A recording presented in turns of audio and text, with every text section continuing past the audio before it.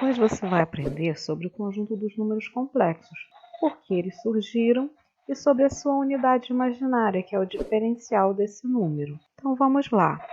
Começamos o nosso estudo depois da vinheta.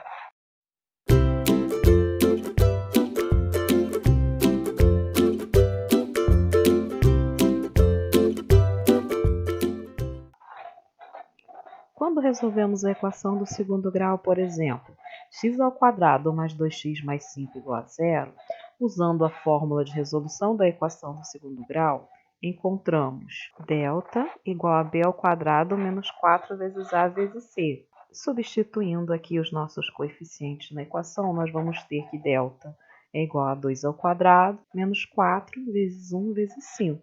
2² é 4. Repete o sinal de menos, 4 vezes 1, 4, vezes 5, 20. 4 menos 20 vai dar menos 16. Neste caso, temos que o valor do discriminante é menor que zero, delta menor que zero, o que torna a solução da equação impossível no conjunto dos números reais. Então, nós parávamos aqui quando nós estávamos resolvendo uma equação do segundo grau no conjunto dos números reais.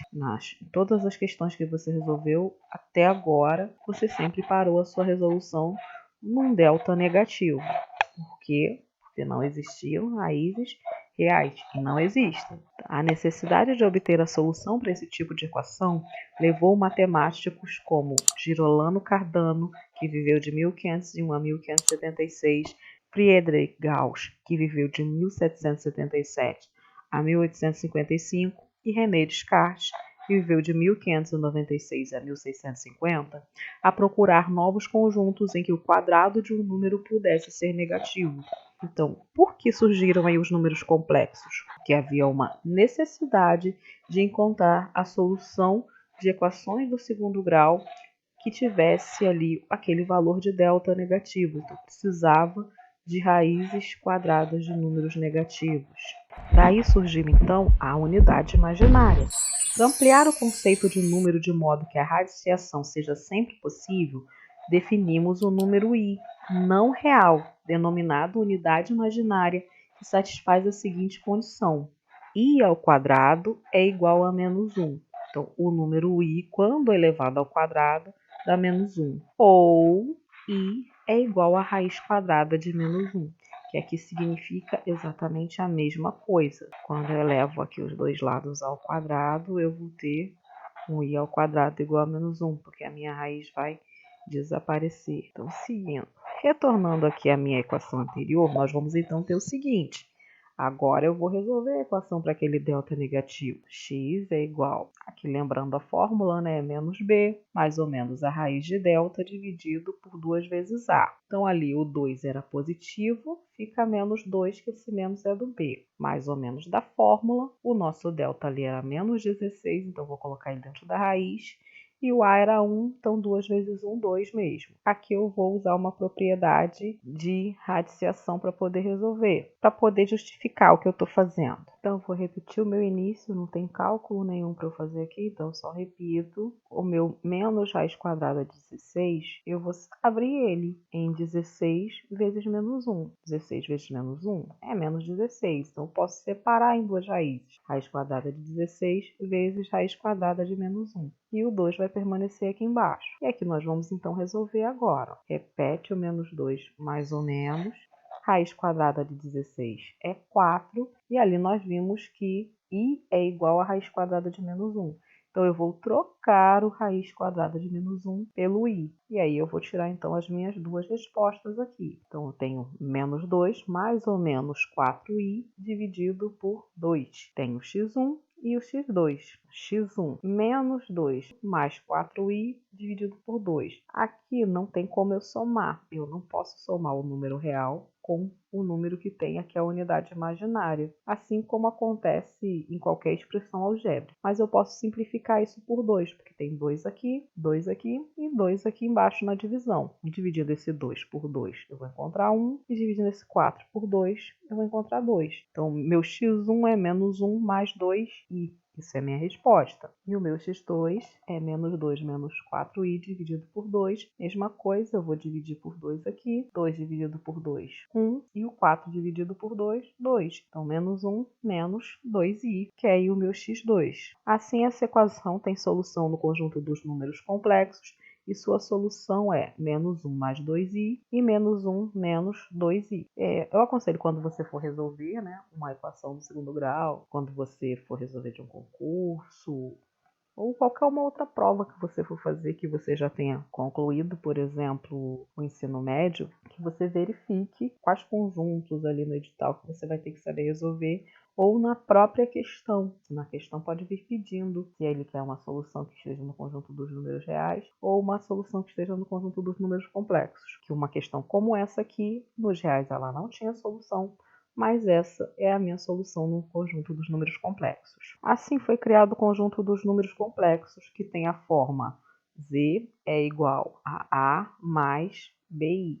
Então, são números nesse formato, onde A e B são números reais, para abrigar tais números conforme esquematizados a seguir. Então, ficou organizado desse jeito, aquele esqueminha dos conjuntos, quem pertence a quem, né? Quem está contido em quem. Então, eu tenho o conjunto dos meus números naturais, que é o zero e os positivos. Eu tenho o conjunto dos inteiros, que aí entraram os negativos. Eu tenho o conjunto dos racionais, onde apareceram aí os meus números decimais, as minhas frações, e eu vou encontrar também as dízimas periódicas. Os decimais podem ser exatos, né, ou podem ser dízimas periódicas. E tenho todo o conjunto dos números reais, que aí é onde entraram também, ó, aqui por fora, né, por fora dos racionais, estariam os irracionais, que são aquelas raízes que não são exatas, número que não tem.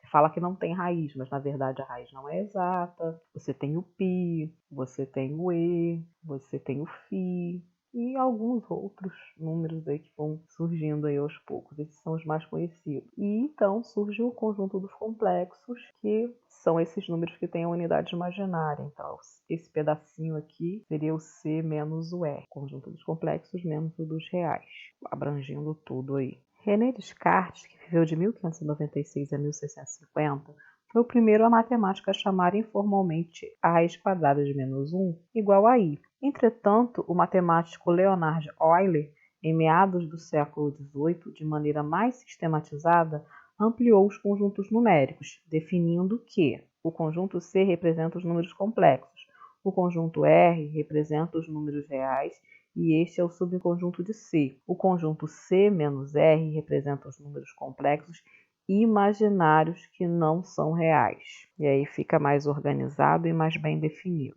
Observe que todo número real é complexo, entretanto, nem todo número complexo é real. Exemplo 1. O número 2 mais i é o número complexo não real, sendo i igual a 1 a unidade imaginária. Exemplo 2. Usando novamente o conceito de unidade imaginária, vamos resolver a seguinte equação: x² menos 2x mais 2 igual a zero. Aplicando a fórmula de resolução da equação do segundo grau, teremos b² menos 4ac, meu b igual a 2, então fica 2². A igual a 1, c igual a 2. Então, vou ter 4 vezes 1 vezes 2. 4 vezes 1, 4, vezes 2, 8. 2², 4, e o 4 menos 8, menos 4. Chego a um delta negativo. Por isso aparece aí a minha unidade imaginária. Aí, então, resolvendo, aqui o meu valor de b era negativo, então vou ter o sinal de menos do b e vou ter o sinal de menos do número lá do coeficiente. E o menos vezes menos vai dar mais aqui.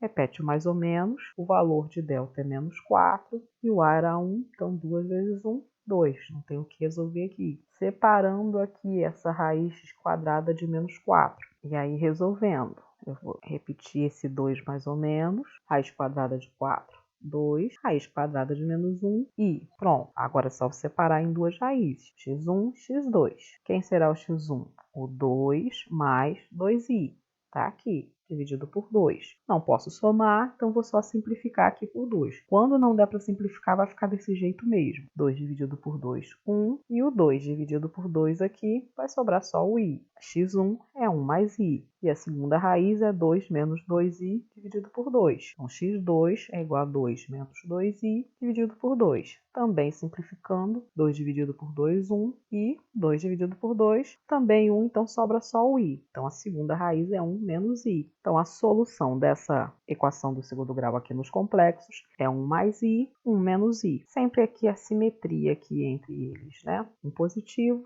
e um negativo. Exemplo 3. Resolva a equação x² mais 25 igual a zero. Resolução. Como é uma equação do segundo grau incompleta, não precisamos da fórmula, então nós teremos x² mais 25 igual a zero. Aqui está positivo, eu vou mudar de membro, então para o segundo membro vai ficar negativo, que está somando, vai subtrair, né?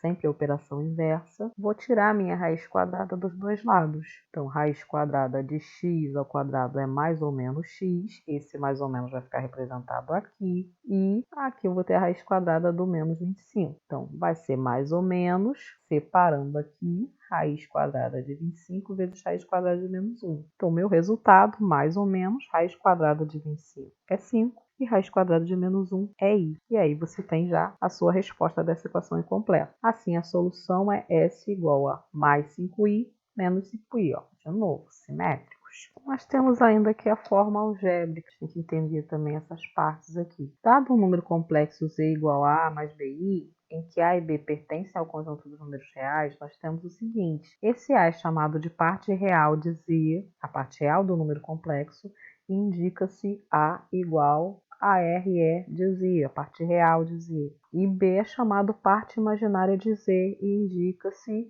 B igual a IM de Z. Pode ter inclusive um imaginário puro, quando só tem a parte imaginária. Ele pode ter só a parte real, ele vai continuar pertencendo aos complexos. Ele pode ter a parte real junto com a parte imaginária, é um número imaginário. E você pode ter só o imaginário puro, que é quando tem só a parte imaginária. Vejamos aqui alguns exemplos.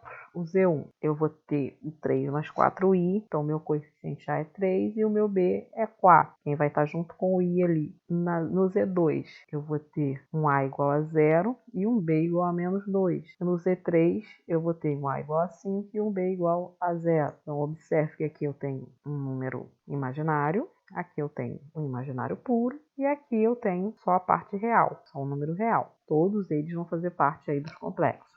Nota-se que se b igual a 0 e z igual a, tem-se que z é um número real com a parte imaginária igual a z, isto é, a imagem de z igual a 0. Por outro lado, se a igual a 0 e z for igual a bi, tem-se que z é um número imaginário puro com parte real igual a 0, isto é, RE de z, a parte real de z, igual a 0. Então, já engloba ali um pouquinho do que eu falei. Vai ter uma parte 1 que vai ser só um número real e vai ter um que vai ser só uma unidade imaginária, vai ser só um imaginário puro. Exemplo 4. O número complexo 1 mais 2i tem R de z igual a 1 e M de z igual a 2. A parte real igual a 1 e a parte imaginária igual a 2. Já o número 1 menos 2i tem a parte real igual a 1 e a parte imaginária igual a menos 2. E o exemplo 5. O número complexo 5i tem RE de z igual a 0, a parte real igual a 0 e a parte imaginária igual a 5. Já o número complexo menos 5i tem a parte real igual a 0 e a parte imaginária igual a 5. E ambos são chamados de imaginário puro. Então, se você vê em algum lugar aí falando essa expressão imaginário puro, você já sabe que é um número complexo que tem só a parte que fica junto com a unidade imaginária. Não é só o i, pode ter um número junto com o i ou não. Mais i, o menos i também é imaginário puro. Mas aqui, por exemplo, você tem 5i e menos 5i. Num número complexo, quando não tem a parte real, você vai ter seu imaginário puro. Você pode aí ter isso como resposta de alguma equação do segundo grau, como nós já vimos aqui um exemplo. Eu espero de coração que esse vídeo tenha te ajudado. Nós estamos aqui finalizando ele. Bons estudos e até a próxima!